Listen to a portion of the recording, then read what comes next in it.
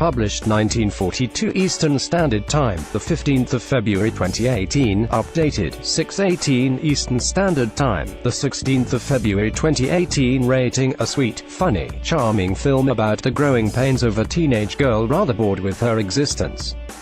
In Sacramento, California, and exquisitely played by Saoirse Ronan, Lady Bird is nonetheless one of those that gain a kind of thunderous praise and awards traction they don't quite merit. I liked it a lot. But fundamentally it is not greatly different from all the other rites-of-passage stories set in provincial American towns, where comedy and poignancy vie for dominance against that host of familiar high school backdrop. On the other hand, if we were all blessed with having to see only one more, it might as well be the highly engaging Lady Bird. A sweet, funny, charming film about the growing pains of a teenage girl rather bored with her existence in Sacramento, California, and exquisitely played by Saoirse Ronan. Pictured, Lady Bird is nonetheless one of those that gain a kind of thunderous praise and awards traction they don't quite merit, writes Brian Viner, written and directed by the extravagantly talented Greta Gerwig, and intended as a kind of love-hate letter to her own Sacramento upbringing. It starts arrestingly, with Lady Bird, Ronan, and her mother Marion, Laurie Metcalf, soon arguing in a swiftly moving car. Suddenly, Lady Bird opens the passenger door and drops out. It's a light introduction to her spirited, moody, rebellious, witty nature that is also responsible for her rejecting her more prosaic actual name, Christine. In many ways, Lady Bird feels like a prequel to Frances Ha, the delightful 2013 comedy Gerwig starred in and co-wrote with the director and her partner, Noah Baumbach. Frances, too, was a lovable ingenue from Sacramento overwhelmed by life in New York. Lady Bird is Frances one step back, desperate to head east to college.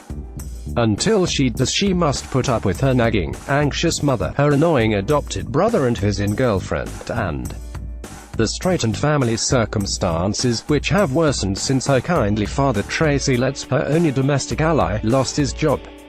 At her Catholic school, life is even more complicated. Lady Bird has crushes. Timothy Chalamet, an Oscar nominee for his brilliant work in Call Me By Your Name, pops up as one of them, disrespects the communion wafers and rejects her dumpy best friend, Beanie Feldstein, when a more glamorous girl shows interest in her.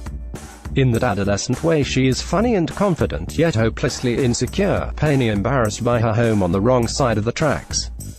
Pictured, Lucas Hedges opposite Saoirse Ronan in Lady Bird. One by one the coming-of-age clichés are ticked off. Inevitably, she loses her virginity. Just as inevitably, she picks the wrong boy, but there's also something unpredictable, even a little subversive, about this film. It's nice to find a Catholic school on the silver screen run by nuns who are humane, not homicidal. Lady Bird could still become bogged down in the dreary familiarity of its setting were it not for a sharp script by Gerwig and a terrifically likable lead performance by Ronan. It has propelled her into the running for Best Actress at the Academy Awards, with Metcalf also nominated for her finely nuanced supporting turn as a mother unable to express her love without being a pain in the backside. It's a moot point whether a pleasingly autobiographical film by a female writer-director has had such lavish recognition, partly as a response to the ism and misogyny scandals engulfing some of Hollywood's most powerful men. Either way, Lady Bird isn't in the same league as The Shape of Water, or Three Billboards Outside Ebbing, Missouri. But it's a very appealing picture, all the same. Lady Bird left as crushes. Timothy Chalamet, an Oscar nominee for his brilliant work in Call Me By Your Name, pops up as one of them, disrespects the communion wafers and rejects her dumpy best friend, Beanie Feldstein, pictured right when a more glamorous girl shows interest in her.